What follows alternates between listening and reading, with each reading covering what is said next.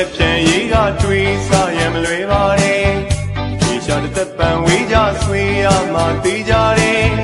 ဒီကမျက်မှန်လေးနဲ့လေးနှမရဲ့ကွယ်ဗီဒီယိုကြီးဆက်ဆံရေးကြောင်းဝေးကြရမယ်ထင်ပါတယ်ဒီဟာနဲ့ပြန်ရေးကတွေးစားရမလွယ်ပါနဲ့ဒီရှာတစ်သက်ပံဝေးကြဆွေးရမှသိကြတယ်ဒီကမျက်မှန်လေးနဲ့လေးနှမရဲ့ကွယ်ဗီဒီယိုကြီးဆက်ဆံရေးကြောင်းဝေးကြရမယ်ထင်ပါတယ်တင်ညာနှဲ့ခင်ကညာရဲ့အကွေးခွာခဲ့ခြင်းပါတယ်တင်ညာနှဲ့ခင်ကညာရဲ့မြေသာလာခဲ့ခြင်းပါတယ်